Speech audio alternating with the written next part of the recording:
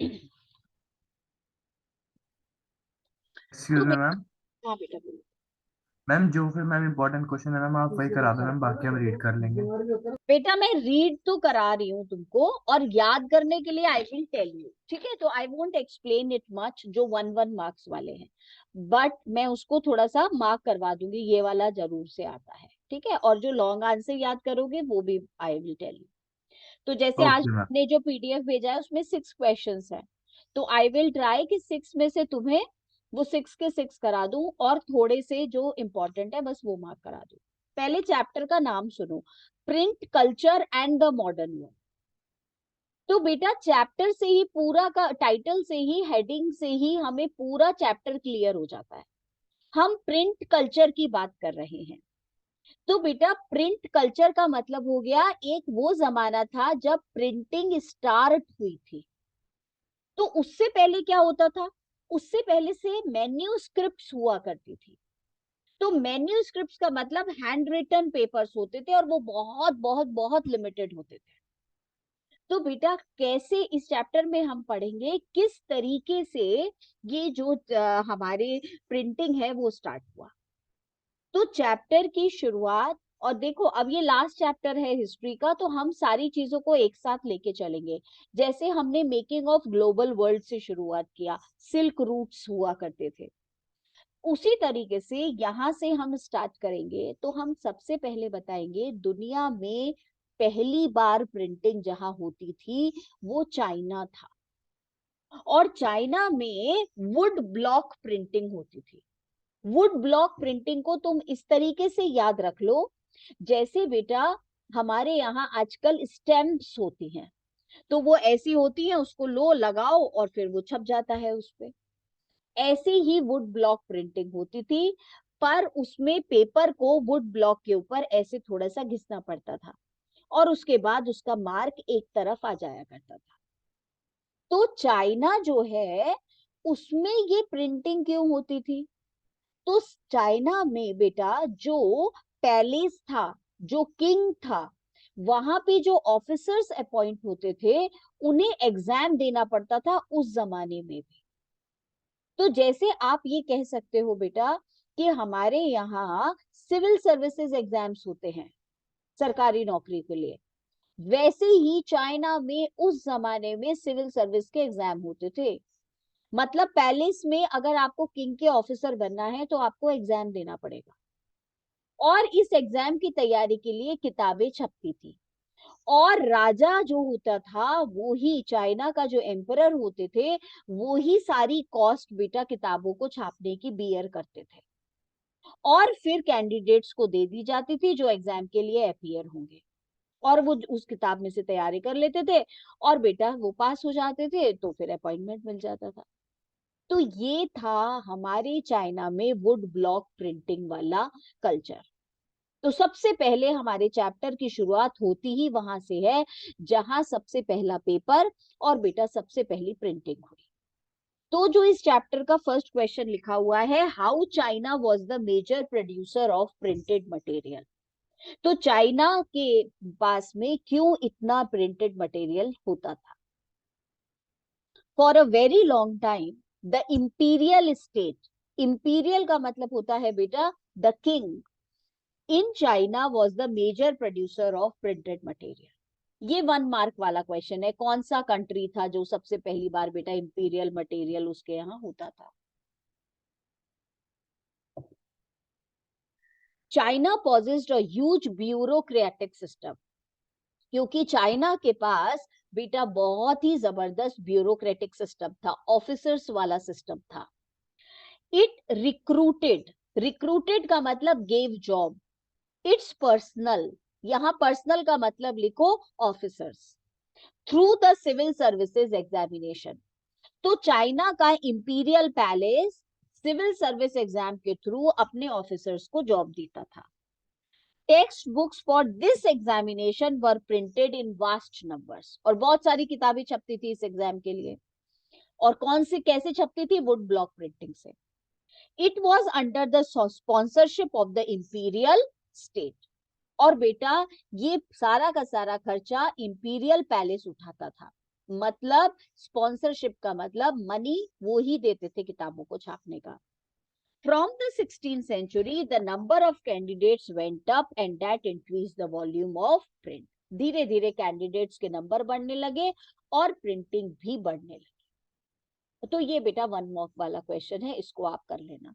And I just forgot to share with you the message. अभी बेटा थोड़ा history की बुक भी लेकर के बैठा करेंगे अब हम, क्योंकि उसमें से फिगर्स डिस्कस करने होंगे, वो आते हैं ना, इसलिए। अब आ जाओ क्वेश्चन नंबर 2 पे, और इसको वेरी वेरी इंपॉर्टेंट लिखो। ये वाला क्वेश्चन हमें बहुत आराम से बेटा याद करना है, लिखने के लिए आता है। 2 मार्क्स का आ जाएगा, 3 मार्क्स का आ जाएगा। What was would block printing? China में वुड ब्लॉक प्रिंटिंग हुआ करती थी। क्या थी ये would block printing? This was a system of hand printing. Would block printing का मतलब हैंड प्रिंटिंग। इनिशियली का मतलब in starting books in China were printed by rubbing paper against the inked surface of wood blocks. तो बेटा wooden blocks होते थे, और जो वुडन ब्लॉक्स के ऊपर बेटा इंक लगी हुई होती थी, पेपर को उसके ऊपर रखना होता था। इनिशियली का मतलब at first books in China were printed by rubbing paper against the in surface of wood blocks. As both sides, बेटा दोनों साइड जो कागज होता था वो बहुत थिन होता था, पोरस शीट होती थी उसकी। पोरस मतलब एब्जॉर्ब करने वाली। Could not be printed because both the sides of the paper could not be printed. Why? क्यों नहीं दोनों साइड आप प्रिंट कर सकते थे? Because the paper was very thin and porous, क्योंकि वो पेपर बेटा बहुत पतला और बहुत एब्जॉर्बिंग हुआ करता था। The traditional Chinese book, accordion book, was folded and stitched at all sides. इसलिए बेटा पुरानी किताबें जो चाइना की होती थी, वो कागज जो है एक कागज के ऊपर वुडन ब्लॉक से प्रिंटिंग करी और उसको बेटा चारों तरफ से प्रोटेक्ट करने के लिए कपड़े से सिल दिया, और ऐसी किताबों को एकॉर्डियन बुक बोलते थे। 1 मार्क का क्वेश्चन आएगा ये। चाइना की किताबों को क्या बोला जाता? तो बेटा हमने बोला उन्हें बोला जाता था एकॉर्डियन बुक। और चूंकि पेपर जो है बहुत थिन और पोरस होते थे, they could not be printed both the sides, and therefore बेटा उनको फोल्ड करके स्टिच कर देते थे। ऐसे फोल्ड किया और स्टिच कर दिया चारों तरफ से। स्किल्ड क्राफ्ट्समैन, अब एक किताब छप गई और उसके बाद बेटा क्राफ्ट्समैन का मतलब हाथ से लिखने वाले। Skilled craftsmen could duplicate the beauty of calligraphy with great accuracy. Calligraphy मतलब handwriting। तो बेटा ब्यूटीफुल हैंडराइटिंग में जो स्किल्ड होते थे क्राफ्ट्समैन, वो उस किताब में से देख के कागज के ऊपर लिख देते थे। ये थी वुड ब्लॉक प्रिंटिंग, और चाइना की पुरानी किताबों का नाम होता था एकॉर्डियन बुक्स। इसको हम जरूर से याद रखेंगे बेटा, इसको हम याद कर भी लेंगे। अब आप आ जाओ बेटा नेक्स्ट वाले पे, and it is like give reasons favouring shift from hand printing to mechanical printing in China. China में हैंड प्रिंटिंग हो रही थी, तो फिर चाइना में मैकेनिकल मशीन से प्रिंटिंग की जरूरत क्यों पड़ गई? इसी क्वेश्चन को दूसरी तरीके से बोलेंगे, प्रिंट कल्चर इन चाइना बताइए, एक्सप्लेन।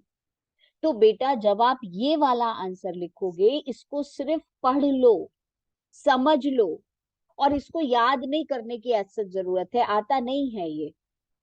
इंडिया वाले बहुत ज्यादा आएंगे, वो इंपॉर्टेंट होते हैं।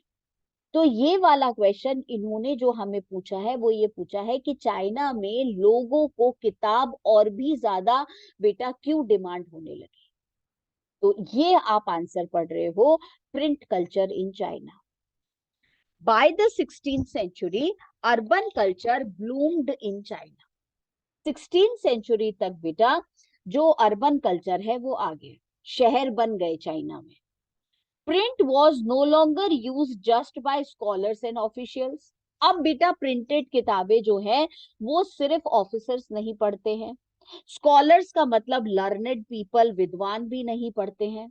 अब ज्यादा लोग किताबें पढ़ने के बेटा इंटरेस्टेड हो गए। Merchants used print in their everyday life. Reading became a leisure activity, leisure मतलब free time activity. Rich women began to read and many women began publishing the poems and plays. और बेटा पढ़ने भी लगी और साथ में अपनी लिखी हुई प्रिंट भी कराने लगी। उनको ये लगता था कि हम इसे अपनी लिखी हुई किताबों को प्रिंट कराएं, क्योंकि लोग पढ़ते थे।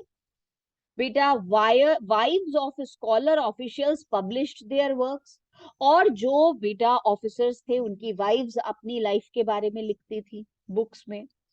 कोर्टिसन रोट अबाउट देयर लाइव्स। कोर्टिसन का मतलब बेटा पैलेस के जो ऑफिसर्स होते थे वो अपनी के बारे में लिखते थे।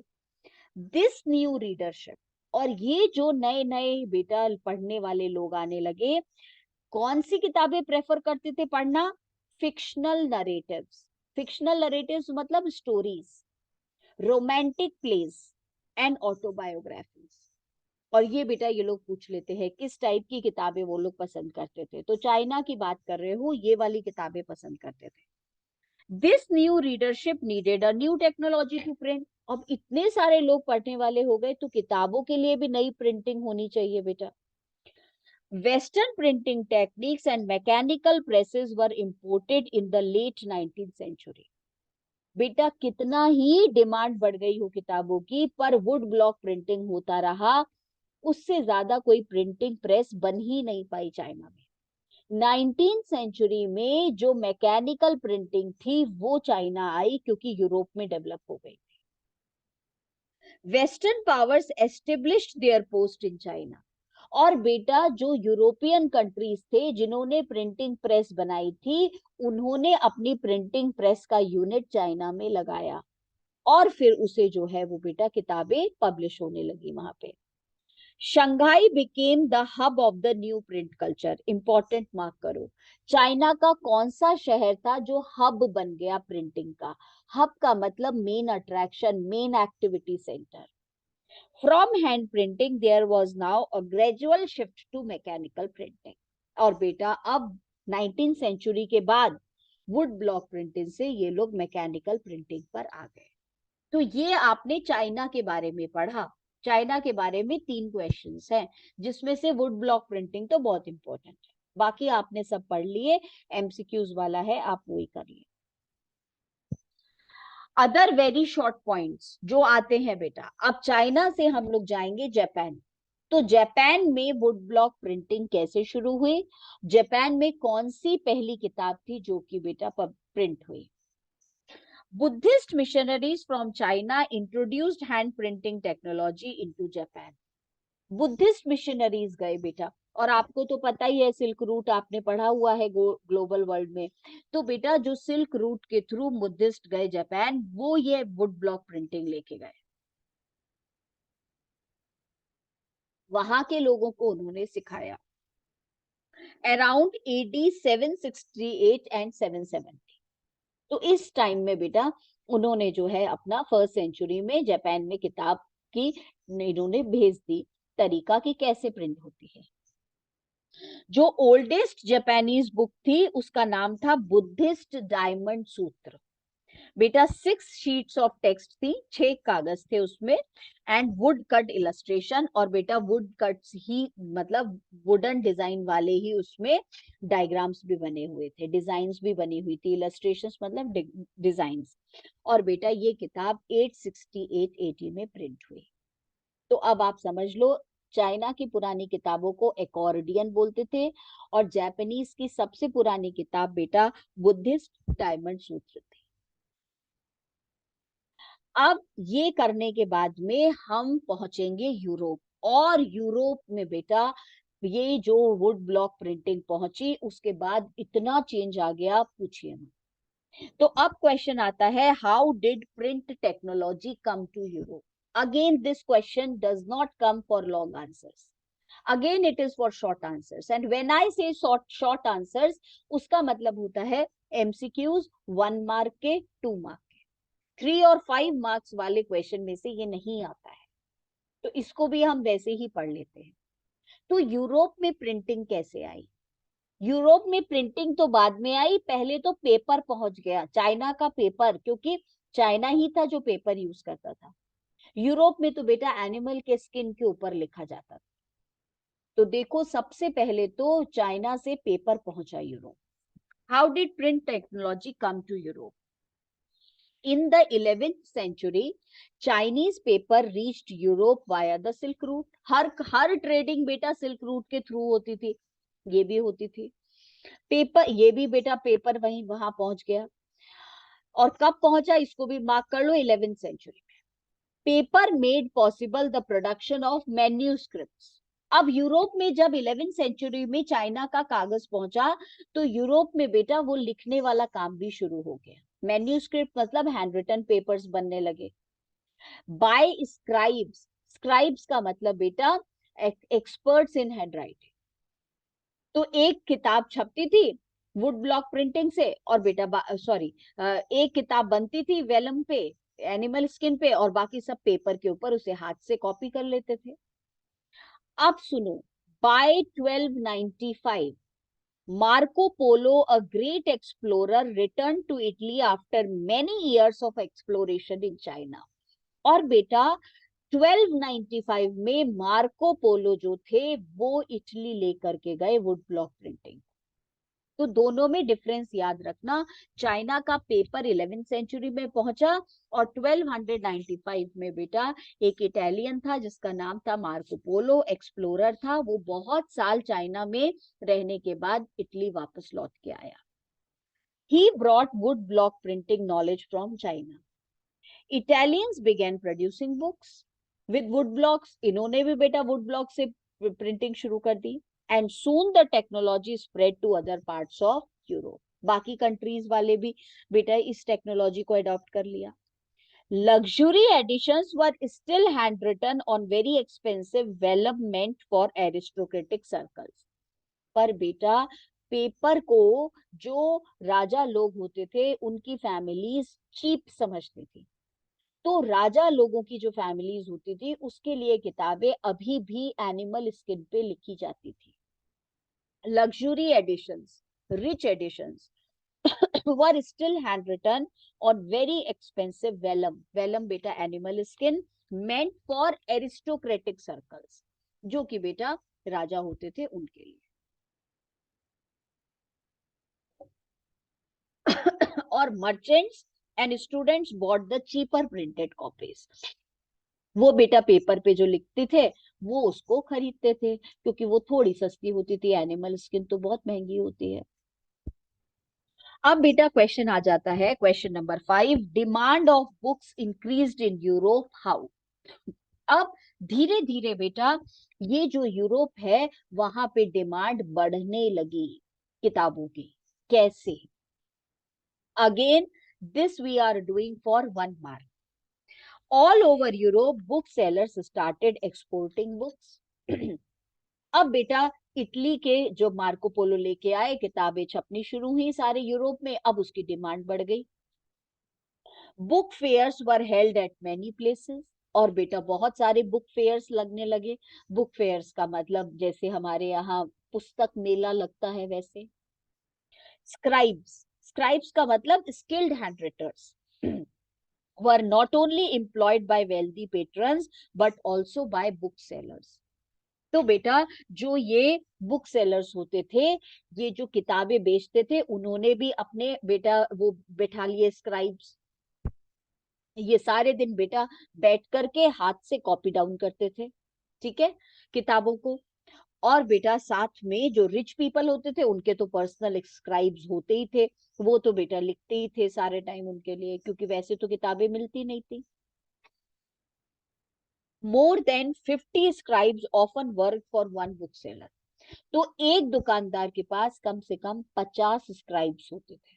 सारा टाइम हैंड रिटन काम कर रहे हैं बेटा, लिखते जा रहे हैं, लोग आते हैं उन्हें बेचते जाते हैं बुक सेलर्स। पर बेटा कितने भी 50 से ज्यादा स्क्राइब्स बुक सेलर्स ने लगा लिए, the manuscripts could not satisfy the ever increasing demand for books. पर बुक्स की डिमांड बढ़ती जा रही थी, पॉपुलेशन बढ़ रही थी, बुक्स की डिमांड बढ़ रही थी, because it was expensive, laborious and time consuming business. पर बेटा किताबों को हाथ से लिखना बहुत एक्सपेंसिव होता था, टाइम कंज्यूमिंग होता था, बहुत ही ज्यादा बेटा हार्ड वर्क लगता था। बिसाइड्स मैन्यूस्क्रिप्ट्स वर फ्रेजाइल, फ्रेजाइल मतलब डेलिकेट, और हाथ से लिखे हुए कागज पे किताबें बहुत ही ज्यादा बेटा डेलिकेट होती थी। ऑकवर्ड टू हैंडल, ऑकवर्ड मतलब difficult to handle. By the early 15th century, the wood blocks were used to print textiles, और बेटा बाद में 15th सेंचुरी तक ये वुड ब्लॉक्स जो है ये बेटा इन्होंने कपड़े के ऊपर भी बनाने शुरू कर दिए डिजाइन्स बेटा। और 15th सेंचुरी तक इन्होंने प्लेइंग कार्ड्स वगैरह भी बनाने शुरू कर दिए। तो वुड ब्लॉक प्रिंटिंग को यूरोप में और भी ज्यादा एक्सपोजर मिल गया। By the early 15th century, the wood blocks were used to print textiles, playing cards, religious pictures with brief text. तो भगवान जी की किताबें वगैरह, भगवान जी की फोटो वो भी शुरू हो गई। ठीक है, 1 मार्क वाला करना। आज का लास्ट क्वेश्चन और इस चैप्टर का सबसे important question, write a short note on Gutenberg press. Gutenberg press के बारे में बताओ। 2 क्वेश्चंस आज मैं बता रही हूँ लॉन्ग आंसर के लिए, एक तो वुड ब्लॉक प्रिंटिंग और दूसरा ये। बाकी सारे का सारा रीड करने वाला है और ऐसा सच नहीं है बेटा कुछ। कंफ्यूज मत होना। जो मार्को पोला था वो वुड ब्लॉक प्रिंटिंग लेके आया, और बेटा वो लेकर के आया 1295 में इटली। जो प्रेस सबसे पहले लगाई गई वो प्रेस ग्यूटेनबर्ग ने लगाई। ग्यूटेनबर्ग कौन से देश का था? जर्मनी का था। मजे की बात ये कि ग्यूटेनबर्ग एक सुनार था, उसकी फैमिली में बेटा सुनार का काम होता था। तो उसने अपने यहाँ देखा था कि गोल्ड के लिए जो पायल बनती है, गोल्ड के लिए जो बेटा ऑर्नामेंट्स बनते हैं, उस गोल्ड के ऊपर डिजाइन जो है वो ऐसे करके एक मशीन जैसी होती थी बेटा, प्रेस करते थे उसे बहुत तेज, और वो डिजाइन उसके ऊपर बन जाती। तो उसने हमेशा से बचपन से देखा था कि उसके घर में बेटा प्रेस होती थी। प्रेस का मतलब ऐसे प्रेसिंग मशीन, तुम्हारी किताब में फोटो भी दी हुई है। और इस मशीन में ऐसे करके बेटा छोटे छोटे से ब्लॉक्स लगते थे अलग अलग डिजाइन के। तो लेट सपोज बेटा ये पूरी मशीन है और इस मशीन में ये एक ऐसा ब्लॉक है, इसको लगाया, इसमें दूसरी डिजाइन बनी हुई है, दिस इज डिफरेंट डिजाइन। और वो रखा बेटा आपने, गोल्ड रखा यहाँ पे बिल्कुल मेल्टेड, और उसको ऐसे करके दबाया, ऐसे हाथ से नहीं, वो बेटा पूरी मशीन होती है उससे ऐसे दबाया, तो ये पूरी डिजाइन गोल्ड के ऊपर आ जाती। इतना ग्यूटेनबर्ग शार्प था, उसने सोचा जब गोल्ड के ऊपर डिजाइन बन सकती है तो ऐसी ही प्रेस किताब के लिए भी बन सकती है। और ये जो हमारे बेटा छोटे छोटे शेप्स हैं, वुडन ब्लॉक्स हैं जिसके ऊपर डिजाइन बनी होती है, इसकी जगह अल्फाबेट बना दे। तो बेटा उसने रोमन जो अल्फाबेट थे वो उसने ब्लॉक्स पे बनाए, और ये बनाए भी ब्लॉक्स ऐसे जो कि मूवेबल थे, घूमते थे। तो अगर आप इसको घुमाओगे तो बेटा कॉम्बिनेशन में अल्फाबेट वर्ड्स बना देते। तो उसने बेटा ये जो पहली प्रिंटिंग मशीन बनाई जर्मनी में, इसको हम मूवेबल प्रिंटिंग मशीन भी बोलते हैं। इसमें 26 लेटर्स रोमन लैंग्वेज के थे, उसको अलग अलग कॉम्बिनेशन में करके आप जो है वर्ड्स लिख सकते हो उससे। ठीक है। और बेटा इसने जो पहली किताब छापी थी वो बाइबल थी। और 1 घंटे में कितने कागज छपते हैं, कितने दिन में किताबें छपी, वो सब इसमें दिया है। पर ग्यूटेनबर्ग प्रेस तो इतना इंपॉर्टेंट क्वेश्चन है, बहुत ही ज्यादा। तो बेटा इसको आप याद करोगे। मैंने टोटल 12 पॉइंट्स लिखे हैं, तुम्हें तो सिर्फ 7 या 8 करने हैं, अगर ये 5 मार्क्स का आ जाए तो भी, बाकी तो सारे पढ़ ही लो। Johann Gutenberg developed the first known printing press in the 1430s at Strassburg, Germany. 1430s underline करो, जर्मनी के शहर स्ट्राबोर में बेटा ये सबसे पहले प्रिंटिंग मशीन लगी। He had seen, कैसे उसको आइडिया आया प्रिंटिंग मशीन का? Gutenberg had seen the wine and olive presses right from his childhood। घर में बेटा बचपन से उसने देखी थी वाइन और ऑलिव प्रेसेस होती थी। तो बेटा वाइन और ऑलिव प्रेसेस वो कलर सिग्निफाई कर रहा है। He became the master gold smith, बहुत बड़ा बेटा सुनार बन गया। Acquiring the expertise in creating lead moulds used for making trinkets. बेटा लेड के मोल्ड्स मतलब शेप होते थे, और ट्रिंकेट्स का मतलब बेटा पायल के ऊपर जो है वो उसकी डिजाइन बनती थी लेड मोल्ड्स पे। इसको आइडिया आ गया। He innovated his own design from his knowledge. The olive press was the model for printing press. तो ऑलिव और पाइन वाइन प्रेस जो थी बेटा, it became the example for printing press. Model का मतलब एग्जाम्पल। लेड मोल्ड्स जो होते थे जिसपे डिजाइन होती थी, were for the letters of alphabet, उस पे बेटा इसने अल्फाबेट बनाए। Gutenberg developed molds for each of the 26 characters of the Roman alphabet। तो बेटा उसने जो है 26 कैरेक्टर्स बना दिए रोमन अल्फाबेट के। He devised a way of moving them around। और बेटा ये जो आपके अल्फाबेट है, कैरेक्टर्स हैं, ये मूव करते हैं। He devised का मतलब he created a way of moving them around so as to compose different words of the text, ताकि कॉम्बिनेशन में आके टेक्स्ट के किताब के वर्ड्स आ जाएं। This came to be known as the movable type printing machine। It remained the basic print technology over the next 300 years। और बेटा 300 सालों तक ऐसा ही रहा। This press could print 250 sheets on one side per hour। और इस press में एक घंटे में 250 शीट्स प्रिंट हो जाती थी। The first book printed by Gutenberg was the Bible. Again 1 mark question. It took 3 years to print 180 copies. और बेटा 180 कॉपीज 3 साल में छपी थी।